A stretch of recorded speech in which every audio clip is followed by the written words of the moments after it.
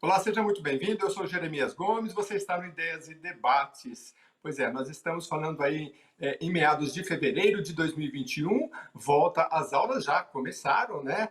Esse retorno presencial para muitos, muitos não estão indo presencialmente, por isso que a gente tem conversado com secretários de educação para entender como é que está sendo essa volta às aulas, os desafios. Olha, muita coisa já avançou desde o início da pandemia em 2020, né? Eu tinha conversado com secretários e eles diziam, olha, a gente só tem Facebook e WhatsApp para mandar as coisas aqui. De lá para cá, muita coisa evoluiu, foi criado o Centro de Mídias do Governo do Estado de São Paulo, muitos têm feito parcerias, então, assim, professores têm passado por capacitação, e você que é pai, você que é aluno, professor, fica com a gente, porque a gente vai falar dessas demandas, desses desafios, e entender como isso pode ficar cada vez melhor para todo mundo. Eu vou conversar com a Silvana de Souza e Souza, ela é secretária municipal de educação de Araçatuba, ela já está com a gente. Muito obrigado, Silvana, por nos atender. Oi, Jeremias, eu que agradeço a oportunidade de compartilhar um pouquinho de como a rede municipal de Araçatuba está se organizando. Também com a gente a Maria Luciene do Carmo, a Luciene, né? Ela é secretária municipal de educação de Braúna. Obrigado, Luciene, por nos atender. Oi, Jeremias, bom dia. Obrigado pela oportunidade ao nosso município aqui de Braúna. E também o Luiz Henrique. Um pouquinho. Muito obrigado, a gente que agradece muito. Luiz Henrique, agora o nome dele é complicado. Inignis de Vieso, diretor municipal de Educação, Cultura, Esporte e Lazer de Bilac. Acertei seu nome, Luiz? Acertou, Jeremias. Muito obrigado pelo espaço. Muito bem. Eu queria começar, então, primeiro com a Silvana, para falar para a gente, eu não sei se vocês todos são da região de Araçatuba, né? A Silvana já conversou com a gente outras vezes. Como é que está a volta às aulas? Está sendo híbrido? É um percentual? Todo mundo segue o Plano São Paulo ou tem uma certa maleabilidade para esse retorno? A gente já tem uns dias, não é, Silvana? Umas semanas aí de retorno. Como é que está a avaliação nesse momento? Nós iniciamos as aulas em Araçatuba no dia 8 de fevereiro. Houve um estudo, né, com vários segmentos, pensando na questão do Plano São Paulo, se ele atendia as necessidades da reunião. Então, em conjunto com a Secretaria de Saúde, com o Sindicato das Escolas Particulares e também com a Regional de Ensino, nós chegamos à conclusão de que para a fase amarela o limite máximo adequado seria de 50%. Então, esse é o percentual permitido para o município, para todas as escolas, e nós, antes, né, do início das aulas, às vésperas do início das aulas, estávamos na fase vermelha. E aí nós já havíamos organizado a rede no sentido de que mesmo que houvesse o avanço de fase, nós manteríamos nos 35%, que era o permitido para a fase aí, vermelha e laranja. Nós achamos que isso foi bastante pertinente para que as pessoas, tanto as famílias quanto os profissionais de educação, pudessem ir se apropriando desse novo contexto. Nós facultamos as famílias o retorno às aulas, então aqueles que ainda não estão se sentindo seguros puderam preencher um requerimento solicitando a permanência em caráter exclusivamente remoto. Então, nós tivemos dos 16.500 alunos da rede, cerca de 2.000 alunos que fizeram a opção por continuar exclusivamente remotos, e os demais retornaram de forma híbrida. Então, um percentual de frequência presencial e o restante sendo feito através de atividades remotas. Nós tivemos um retorno, graças a Deus, bastante tranquilo, embora, né, não dá para omitir, né, desconsiderar a questão da insegurança, tanto de profissionais quanto de pais.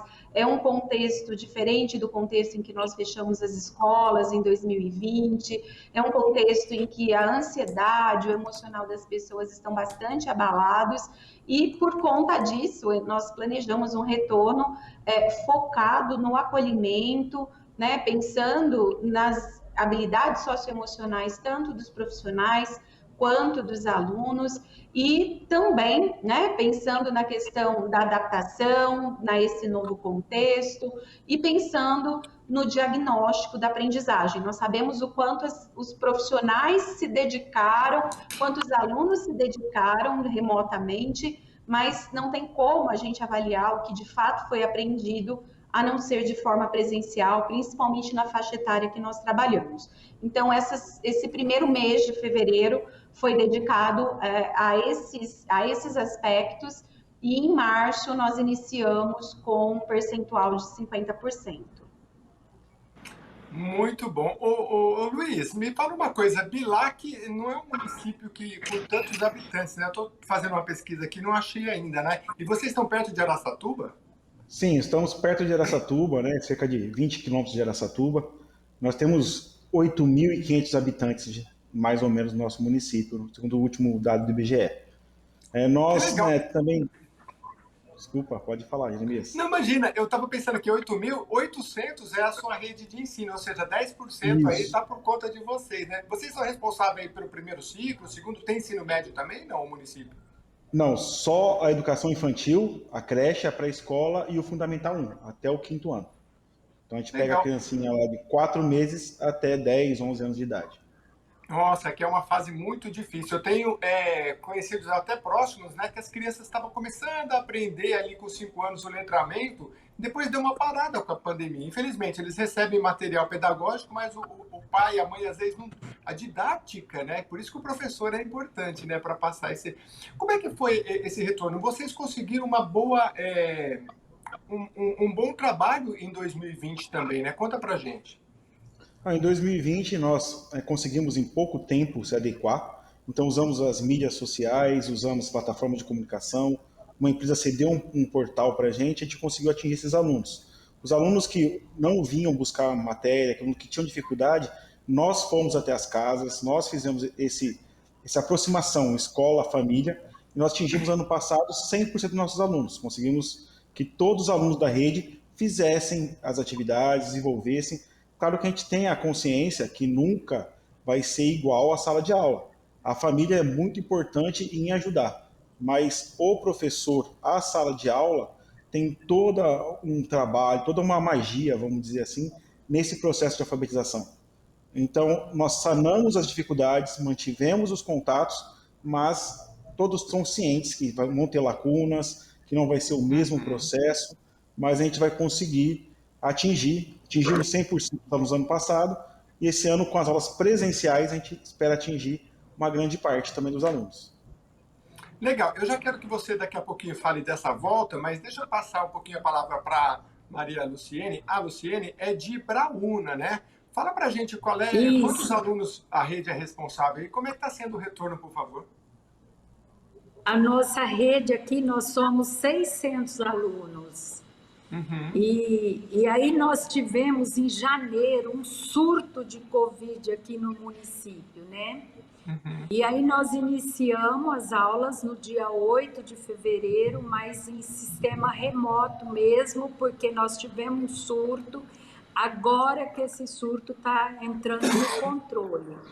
Então, nós estamos com previsão para o dia 1º retornar às aulas presenciais com todos os cuidados, e nesse período a gente tá fazendo uso da plataforma do governo estadual.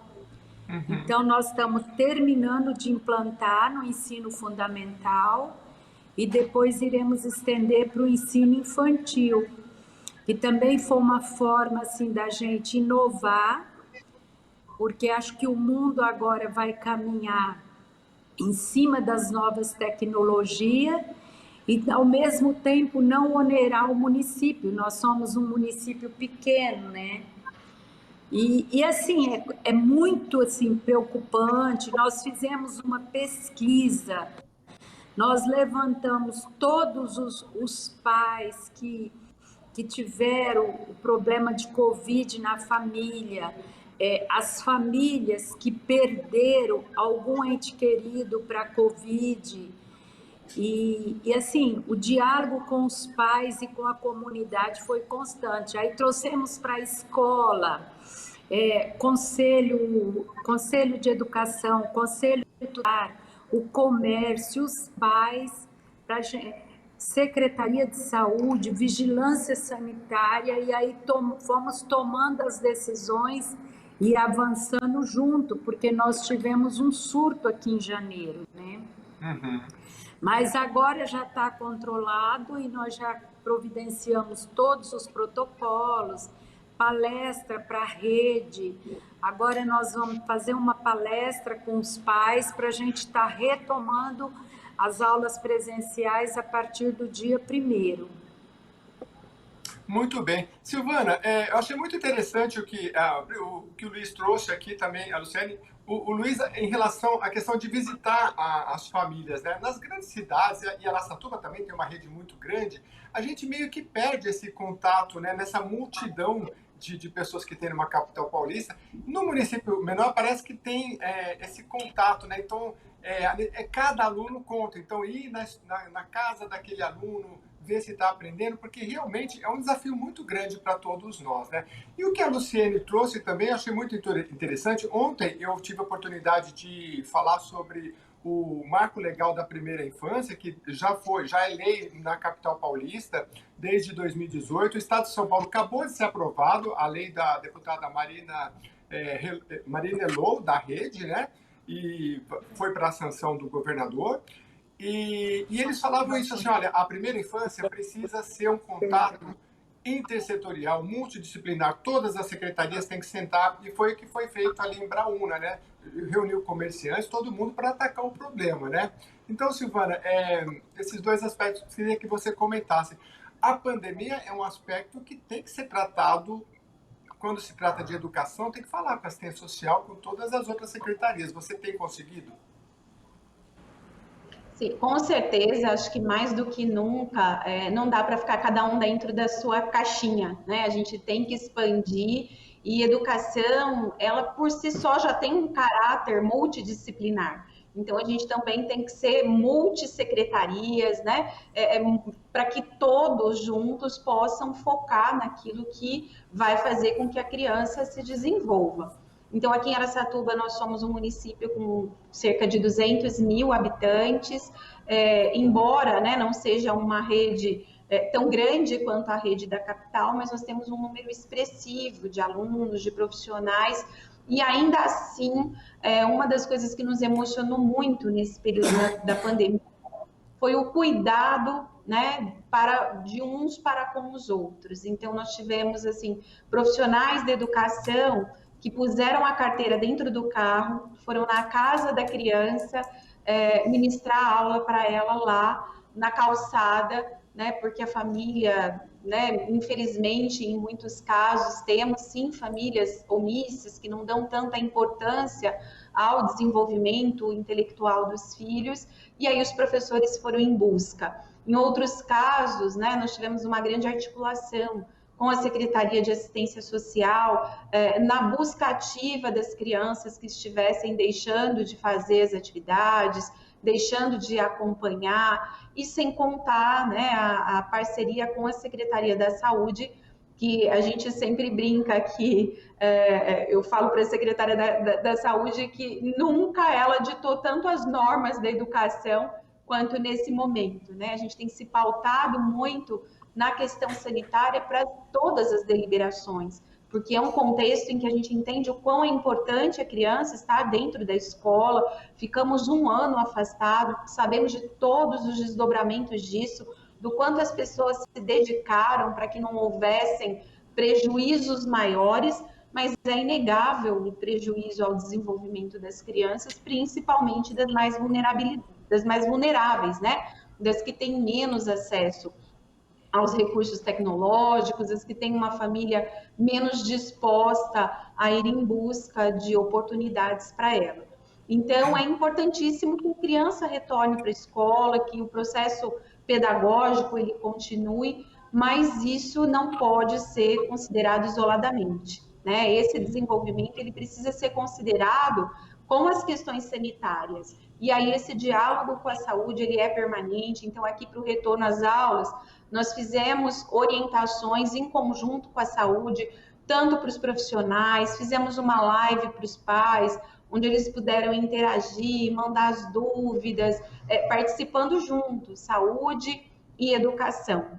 Porque é um momento em que, mais do que nunca, né, essas duas secretarias precisam estar articuladas e precisam planejar juntas o dia por dia, né, o desdobramento desse retorno às aulas, para que a gente possa minimizar os riscos.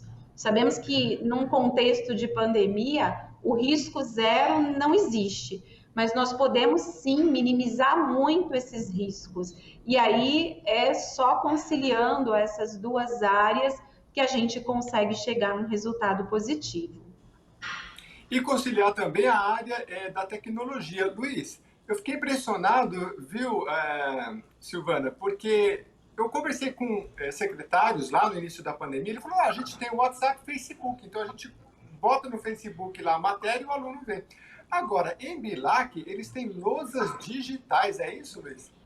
Isso, aqui nós temos uma realidade privilegiada. Já fazem 10 anos que nós temos lousas digitais em todas as salas de aula. Então, nossos alunos já estão mais acostumados com a tecnologia, nossos professores já estão mais habituados a usar isso. Então, nesse retorno, tanto no envio quanto no retorno agora das aulas, fica mais fácil, porque a mesma aula que o professor usa em sala de aula, ele pode enviar para os alunos em casa. Então, a gente consegue trabalhar com Word, PDF, PowerPoint. Nós voltamos à aula presencial, fracionando 35% dos alunos no fundamental e 25% no infantil. E depois, nessa semana, já voltamos para 50%. Hoje, nós estamos com quase 40% dos alunos presentes. Mas é bem fácil para o aluno ter esse contato, porque o professor prepara a aula dele, usa diversas ferramentas, diversos recursos digitais já no contexto. Então, ele envia para esse aluno, ele já é familiarizado com isso. Então, fica muito mais simples para ele, muito mais fácil. Ainda eu brinco muito que os nossos alunos têm muito mais facilidade que a maioria dos pais para usar essas ferramentas. Então, nós temos essa vivência privilegiada, esse meio de fazer usando tecnologias. Nós também se apoiamos em Facebook muito, grupos de WhatsApp, usamos portal, mas nada substitui uma aula bem dada. Então, o professor gravar uma videoaula usando um recurso tecnológico, isso faz que a sala de aula seja transportada além das barreiras físicas, que é isso mesmo que é o fundamento das tecnologias da informação e comunicação, que a gente supere as barreiras físicas e alcance as crianças onde os lugares menos inusitados possíveis. Então, isso é vantajoso também. Sabe o que eu acho muito legal, Silvana e Luciene? É porque um município com 8 mil habitantes, se você olhar sob o prisma da oportunidade, quanta coisa está mudando, né? Então, eu não sei se aí tem zona rural ou não, mas, de repente, aquela criança que está afastada, que está em vulnerabilidade social, de repente, se você focar e conseguir, como o município de Bilac tem conseguido, e, de repente, conseguir um tablet mais barato para esse aluno, ele pode ter uma oportunidade que, sei lá, um aluno lá na Índia, na China e em qualquer lugar do mundo, ele pode ter também, né? Porque ele pode ter acesso a essa tecnologia. Claro que não é tudo. Uma aula bem dada, como o professor colocou, é muito importante. Luiz, só para continuar com você rapidinho, como é que você vê o futuro da educação nos próximos anos, no pós-pandemia? Você acha que a gente vai sair ganhando um pouco com a tecnologia? Os livros didáticos talvez tenham que se adaptar, porque uma aula começa impressa e depois, sei lá, em casa você continua mais um pedaço, enfim, você acha que vai mudar alguma coisa nesse sentido? Eu acredito. Os últimos anos a gente vinha na educação 2.0, depois falaram 3.0, agora estão falando de 5.0. A gente sabe que cada ano vai aumentar muito. Foi obrigado a educação a mudar. A gente fala muito que a gente quer um resultado diferente fazendo as mesmas coisas. Então, aquela sala de aula comum, aquele efeito normal, aquela coisa tradicional dos anos 60, não vai ter o mesmo sentido para o aluno de hoje. O aluno hoje, ele é dinâmico, ele pensa mais rápido, ele interage com... Então, a gente vai ter que ter esse apoio dos portais, esse apoio de objetos educacionais. Então, até o Programa Nacional do Livro Didático, ele já vem no livro, já está incluso lá, que tem que ter objetos educacionais. Então, esse aluno em casa, lendo um QR Code, lendo um link, um portal das empresas, ele vai ter questionários, ele vai ter atividades, vai ter vídeos, né, os applets de movimento. Então, isso facilita muito. Acredito que após a pandemia, nós devemos utilizar essas ferramentas, devemos manter a comunicação dessa forma mais rápida entre família e escola e devemos propiciar para as crianças terem um mundo tecnológico dentro da escola. A escola convencional, aquela escola antiga, está fadada a ficar uma escola com violência, uma escola com indisciplina, uma escola com falta de interesse. Quando você coloca isso, eu tive a experiência de trabalhar em escolas, municípios diferentes, municípios pequenos. Uma eu tinha lousa digital aqui em sala de aula, e ia para outro município que eu não tinha a lousa digital. Eu tinha muito menos indisciplina, muito menos alunos sem fazer atividades, porque eles querem isso, eles gostam disso. Eles buscam estar ali com o celular, ali mexendo no touchscreen. Quando você coloca uma lousa, que é um celular touchscreen gigante, você leva ele para esse mundo, leva ele para a realidade dele. Ô, Luciane, fala um pouco mais da sua experiência, porque vocês, infelizmente, tiveram um surto de Covid, né, e passaram por várias situações aí complexas. Como é que tem sido a demanda aí da capacitação dos professores, de trazer esses alunos? Conta um pouco da sua experiência. Ô, Jeremias, assim, ó, vale ressaltar que nós assumimos a Secretaria de Educação agora em janeiro.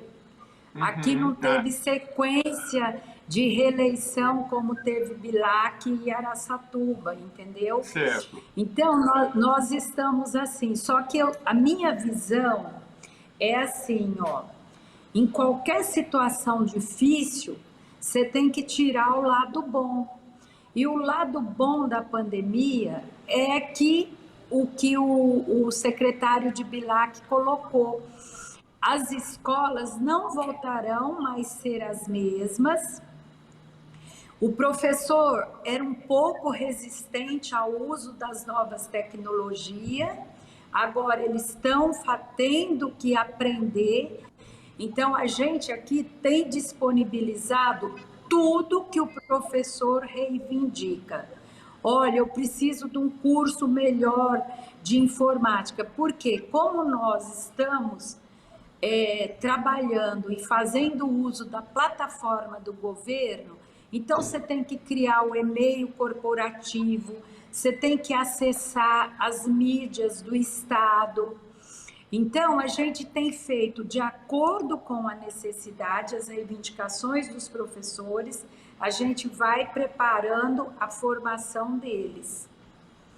Então, assim, Entendi. e o que eu acho mais interessante, porque eu fui secretária de Educação aqui em Braúna há 10 anos atrás, 12 anos atrás, e eu já tinha essa visão das mudanças, mas os professores tinham um pouco de resistência.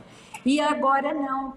Chegou-se à conclusão que o mundo, que a educação, que o mundo passa pela educação, não caminhará mais da mesma forma. E aí nós vamos de encontro com a necessidade dos nossos alunos, porque aquela aula com giz, lousa, parada, já não atende mais as necessidades dos nossos alunos. Então, nesse momento aí que a gente está fazendo esse trabalho com os professores, com os pais, com a comunidade, nós já estamos providenciando tablet para todos os alunos, porque o ano passado, 2020, nós tivemos 10% da rede que não teve a devolutiva, porque nós já entramos, já fizemos uma pesquisa, porque eu precisava trabalhar com números. Então, 10% da rede não houve devolutiva. Nós tínhamos muitos alunos aqui na rede que o pai não tem um celular. Então, esse professor foi até a casa, bem aquilo que a Silvana falou, foi até a casa, levar atividade, mas o pai também não tem estudo, o pai trabalha na roça, então nós tivemos 10% da rede que não houve a devolutiva, e agora nós estamos focados, além do retorno às aulas, e de todos os protocolos, focado nessa demanda que nós vamos trabalhar em 2 turnos, no turno que eles vão estudar e no contraturno. Os desafios não faltam, né? Eu conversei com uma uma especialista em educação aqui num dos programas, ela dizia assim, olha, eu vou falar para você a realidade de uma comunidade aqui em São Paulo. Só o pai tem um celular, ele sai para trabalhar, quando ele volta, o filho vai usar, o filho começa a baixar um vídeo, mas ele tem um tanto de dados. Então, assim, ele baixou um vídeo, já acabou o pacote dele. E ele divide aquele celular com os outros filhos. Essa é a realidade de tecnologia que a gente tem nas comunidades periféricas da capital paulista, e pode ser uma zona rural também. Secretária Silvânia de Souza e Souza, senhora tem, como é que a senhora tem visto essa questão da tecnologia? Porque não é só a questão... Eu acho que o tablet hoje é um novo caderno. Às vezes fala, mas vai dar tablet para todo mundo, mas é um caderno não é nem do futuro, é de agora, né? E não é só o tablet, é o Wi-Fi também, né? Porque sem o Wi-Fi também você não consegue, ou dados, né? Como é que vocês têm enfrentado essa questão aí em Araçatuba, secretária? Sim, acho que a questão da tecnologia é um caminho sem volta, acho que é algo que a gente pode tirar de positivo da pandemia. A gente vê que havia algum receio, alguma resistência por parte de alguns profissionais pelo uso da tecnologia, e acho que isso hoje já foi superado e as pessoas tiveram que se apropriar desse uso. Acho que isso é um fator muito positivo, mas não dá para negar a questão do acesso à tecnologia. Então, esse é um problema que a gente ainda enfrenta. Estamos ainda estudando algumas possibilidades de auxiliar as famílias que não têm esse acesso. Então, já nos reunimos com algumas empresas de tecnologia para estudar possibilidades que possam ser, ao mesmo tempo, acessíveis para o município, mas que dê aos alunos a quantidade de dados né, de navegação que ele precisa para acompanhar as aulas remotas. Acho que agora, com essa parte do retorno híbrido, a gente minimiza um pouco né, das pessoas que não tinham o acesso à tecnologia, porque mesmo na semana em que ele não estiver na escola, nós estamos disponibilizando atividades impressas para que ele possa estar fazendo na sua casa, orientado pelo professor. Nós fizemos um reagrupamento dos alunos, então conciliando aqueles profissionais do grupo de risco que precisam ser preservados, mas também com os alunos que estão de forma exclusivamente remota e que precisa de um professor para tirar suas dúvidas, para monitorar a sua aprendizagem, o seu acompanhamento às aulas. Então, nós fizemos uma redistribuição, tanto desses alunos quanto dos profissionais. Contratamos os profissionais para atuar presencialmente, então tivemos um processo de contratação de professores substitutos para que esses que estão em home office possam ter as suas turmas geridas por um professor substituto, e ele em home office gerir a aprendizagem das crianças que estão exclusivamente remotas. Nós instituímos aqui no município a questão de videoaulas e de conteúdo padronizado. Nós fizemos essa opção para tirar a sobrecarga dos professores que estão em exercício, porque a gente precisa também ter um olhar humano para com o professor, nesse momento de retorno, ele ali todos os dias com a criança, nós entendemos que nós precisávamos dar um suporte a esse professor, para que ele foque no atendimento presencial e, para as questões remotas, nós tenhamos outros recursos à disposição. Então, nós selecionamos entre os profissionais da própria rede aqueles com habilidades para gravação de videoaulas, nos surpreendemos com a qualidade das videoaulas, isso tem sido assim, um fator muito positivo e que veio como uma grande ajuda para as famílias, né? Porque através da videoaula, toda a orientação das atividades daquele dia e o debate dos conteúdos, ele é oportunizado e as crianças, eles podem acessar. Nós temos uma plataforma, o DemandaNet, então eles podem acessar essas atividades pelo DemandaNet e também pelo fato de estarmos atuando com crianças em idade pequena, né, de pequena idade, muitos deles não se adaptam em fazer as atividades, a escrita em meio digital. Então, nós disponibilizamos também para esses alunos a versão impressa do conteúdo. Mas foi um momento muito bacana da gente reconhecer talentos da própria rede.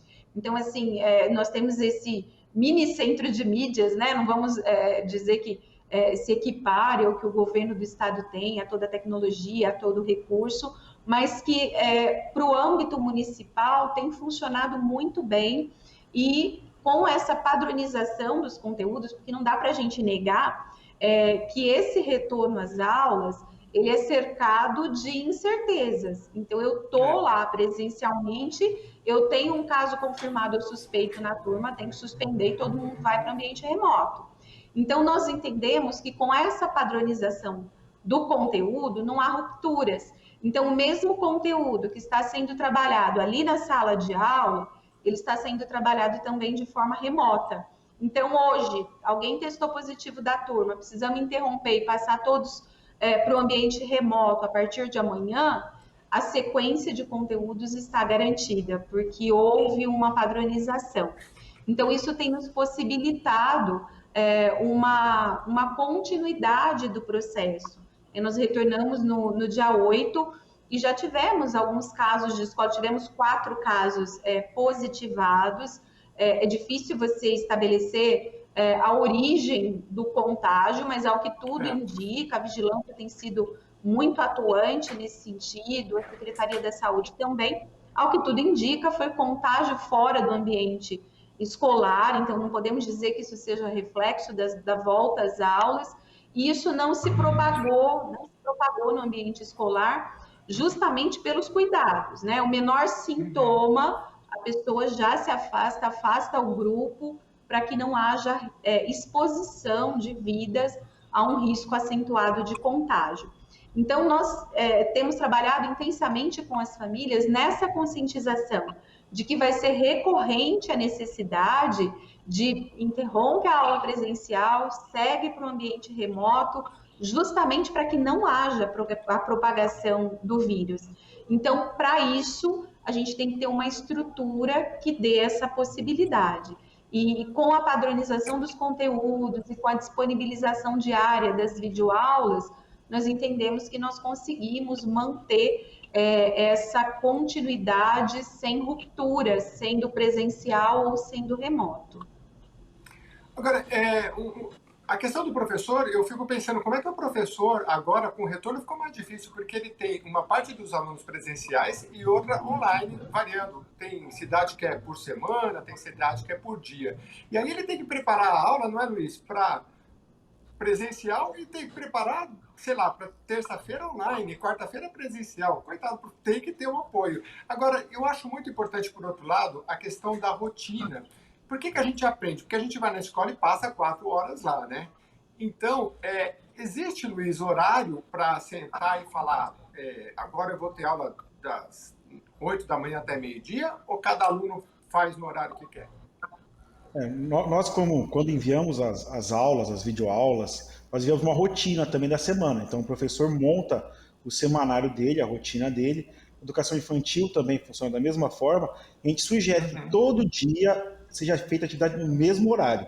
A gente sabe que muitas famílias não conseguem fazer isso, muitas famílias têm dificuldade, igual o senhor mesmo falou, o celular às vezes está com o pai vai chegar de serviço, mas é fundamental ter essa rotina. E como a gente tem toda uma legislação educacional para ser cumprida, nós temos que prever que naquele dia a criança estude pelo menos as 4 horas que ela tem obrigação e tem direito de estudar. Então a gente manda para os pais, sugere, né, das 7 às 8 aula disso, das 8 às 9 aula daquilo, outro dia reveza. Então a gente sugere, a gente envia essa rotina para eles e espera que, na maneira do possível, eles cumpram isso. Que as crianças voltem para a escola depois, mantendo a rotina. Então nós estávamos em reunião hoje, antes de começarmos aqui, que as crianças estão voltando até com um pensamento mais devagar, elas estão voltando com uma rotina diferente. Então agora eles vão voltar a ficar 4 horas e meia dentro da escola. Então a gente precisa que essa rotina em casa seja mantida também. Você acha que dá, Luciene? Porque quando criança, só se eu fosse obrigado. E nem como adulto eu vou falar, se eu tenho horário da aula de inglês, eu vou. Se eu tenho horário de academia, eu vou. Mas se eu não tenho, mistura tudo. Aí vai fazer comida, depois senta para gravar. Depois... Então, rotina é importante, né? Você está conseguindo manter um pouco da rotina aí dos alunos e dos professores? Isso, a rotina, Jeremias, é fundamental. Inclusive, nós orientamos e e aos pais que a criança também tivesse aquele lugar, sempre um lugar que ele vai sentar para fazer a aula dele. Então, para ele acompanhar a rotina da escola e essa rotina também pela família. Então, se é na sala, no mesmo local, na mesma cadeirinha, para ele criar também uma rotina na cabeça dele, né? Agora, o que a gente tem feito também é isso, são 2 horas aulas, né? 50 e 50, e a gente divide sempre 20, 30 minutos com artes ou educação física. E depois a gente vai para manda a tarefa escrita e aí eles vão fazendo as atividades em casa. Porque é o que a gente pode, assim, tentar, tentar, assim, essa rotina, e é o local, é o horário, mas, assim, a gente tem conseguido, os pais têm sido, assim, um tanto presente, a comunidade tem acompanhado tudo aqui com a gente, eu tenho envolvido muito a comunidade. E o que a Silvana falou, e a Secretaria de Saúde, que hoje caminha lado a lado ali com a educação, né, Silvana? Silvana, fique à vontade para complementar. Eu queria que a gente está caminhando para o final, tem 10 minutinhos. Eu queria falar de 2 assuntos. De avaliação, que o Luiz tem uma boa experiência, e depois de esporte, se está dando para fazer esporte ou não, para ver se a gente, orientando o nosso corpo, a gente consegue manter a nossa mente das crianças também, pelo menos aí produtiva durante essa pandemia. Mas primeiro da avaliação, né? É difícil fazer aquela avaliação de prova como era presencial. Mas como é que vocês têm feito? Eu conversei com o secretário e falou, a gente implantou um sistema que a gente sabe em cada região, cada bairro, cada aluno, quanto que ele tem, quanto que o professor avaliou, enfim, né? Mas não é só a tecnologia, né? Tem, às vezes, metodologias diferenciadas que possam ser usadas, né? Nesse retorno às aulas, a gente entende que a avaliação diagnóstica ela é essencial. Então, assim, nós avaliamos no ano passado, mas de uma maneira mais global, até porque a gente não conseguiu, nós conseguimos saber se a criança fez, se ela entregou todas as atividades, isso é possível, e tivemos esse monitoramento. Mas nós não conseguimos saber em quais circunstâncias ela fez aquela atividade. Se ela teve ajuda, se ela não teve, se de fato ela fez sozinha. Então, agora, nesse retorno presencial, a avaliação diagnóstica tem sido um grande foco para a gente conseguir saber de onde nós precisamos partir para a sequência dos conteúdos que vem daqui para frente. Nós temos consciência de que não dá para seguir exclusivamente com o conteúdo que seria previsto para o ano em que a criança está matriculada.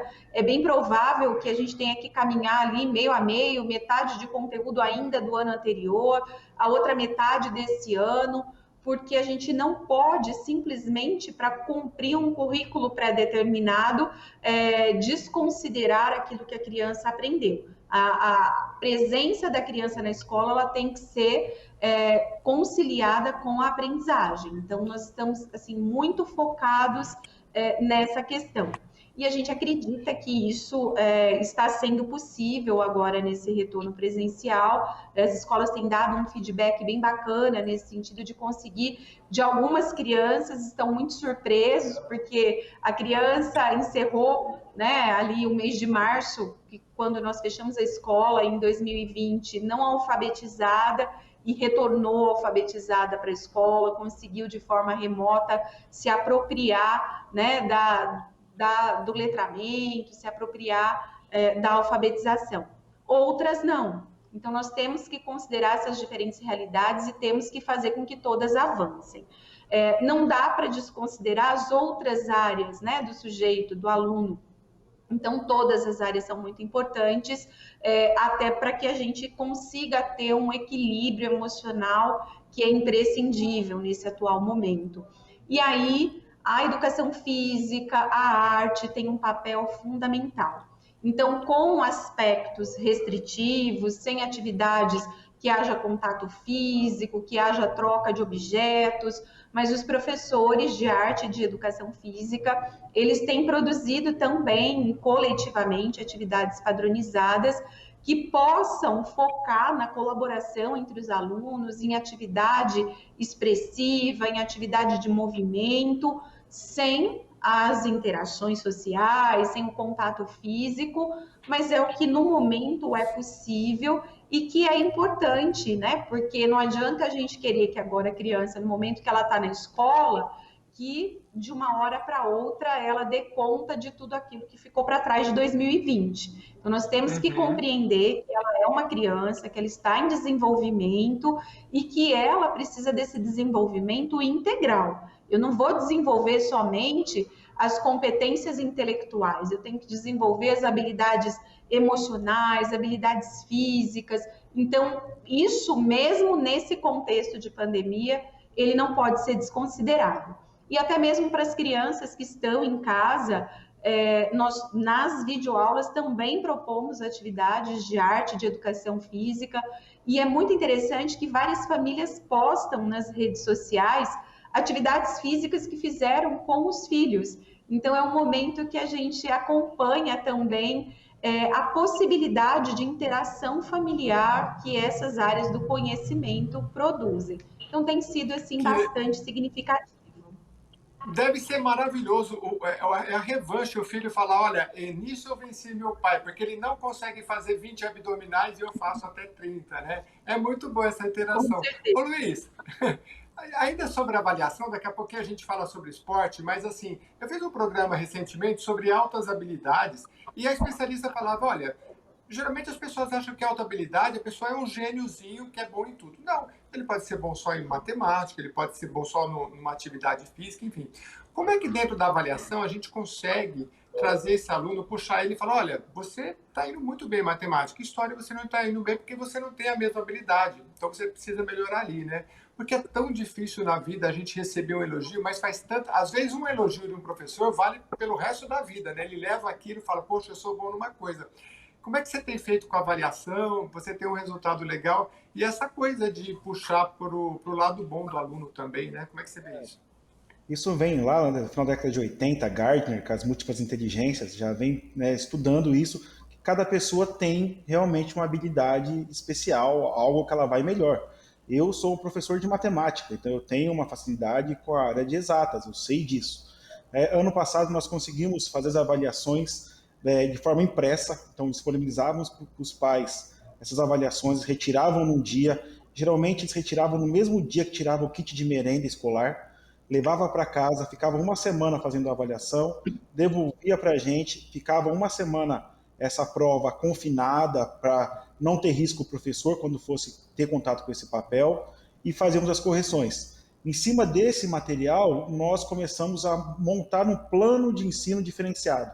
Então, nós refizemos nosso plano de ensino voltado para aquilo que os alunos estão com mais dificuldade, voltados para essa aprendizagem que tem que ser esse ano, usando um pouco do ano passado, junto com essa, tirando aqueles conteúdos que são mais importantes. Então, nós vamos focar realmente naquilo que é mais importante para os alunos hoje e voltando àqueles conteúdos que ficaram atrasados. É muito importante o professor trabalhar nessa área socioemocional hoje, né? A nossa base nacional está trabalhando muito isso, e você colocar esse aluno com uma autoestima. Então, hoje, a escola tem uma função social, emocional importantíssima.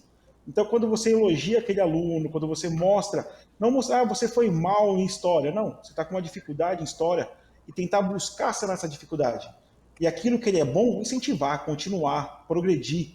Nós temos na rede alguns alunos com alta habilidade, tem alunos com deficiência, e nós temos um núcleo de atendimento educacional especializado que envia individualmente atividade para esses alunos. Faz videochamada, trabalha diretamente com esses alunos.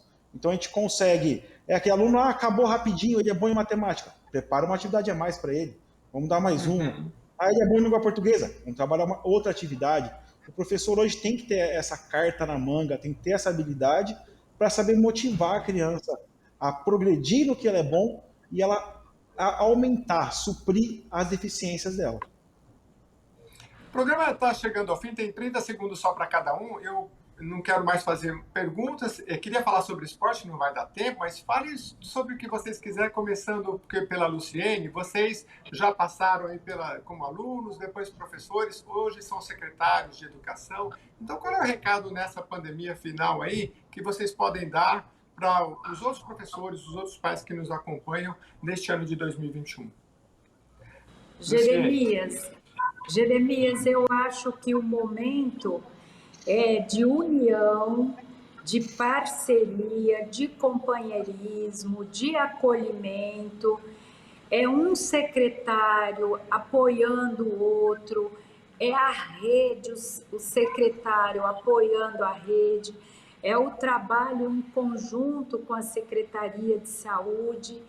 E eu falo assim, que nós vamos vivendo um dia de cada vez e que uma grande caminhada só começa quando você dá o primeiro passo. E nós demos o primeiro passo e vamos avançando gradativamente e para nossa tranquilidade, acredito que até o final do ano todos estarão vacinados e a escola retornará a vida normal e com um ponto positivo que são o uso das novas tecnologias dentro da aula, junto ali com os professores, com toda a equipe escolar. Então, eu acho que é isso. Agradeço a oportunidade que você nos deu e um abraço a todos vocês. Eu que agradeço o tempo de vocês com tantas atividades, poder partilhar um pouquinho da experiência de vocês. Silvana, ela falou da vacina, eu falei com uma enfermeira esses dias, eu falei, você foi vacinada? Ela falou, fui. Não tem como não ficar com inveja, né? Mas fazer o quê? Nosso tempo vai chegar. Por favor. Se Deus quiser, nós vamos chegar logo. Vai chegar para todos nós. Secretária, qual é o seu recado final, por favor?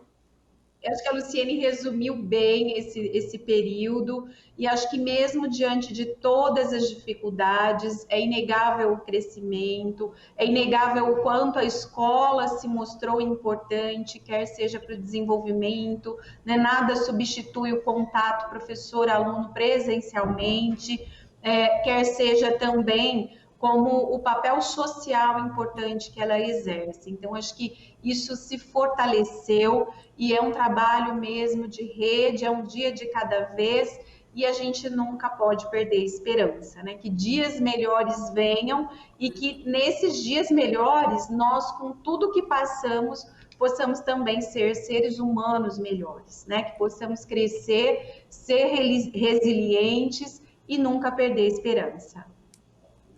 Luiz, quando eu peço para um professor encerrar, ele fala, vou encerrar numa linha. A linha filosófica, a linha política, a linha sociológica, então você só tem 30 segundos. Obrigado, agradecer ao espaço e dizer para o professor, para o aluno, para aquela família que a gente sabe que está difícil para eles, mas está difícil para nós também. Então todo mundo está se superando, todo mundo está junto, é a superação.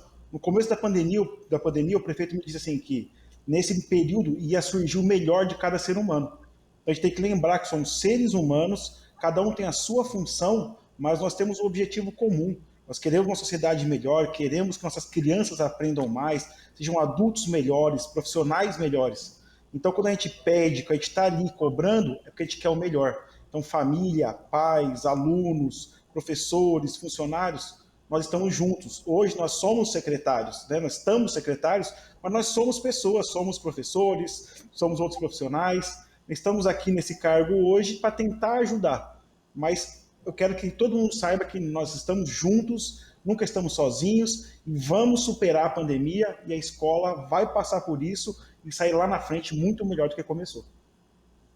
Muito obrigado pela presença de todos vocês. Espero que nós voltemos a ter essa conversa aí, pelo menos a cada 2, 3 meses, para a gente atualizar e o nosso telespectador sobre a rede de ensino pública municipal e estadual aqui no estado de São Paulo. Muito obrigado mais uma vez. Para você que nos acompanhou até esse momento aqui no Ideias e Debates, obrigado. Mande as suas sugestões, os temas que a gente vai trazendo aqui semanalmente para você. Até a próxima edição.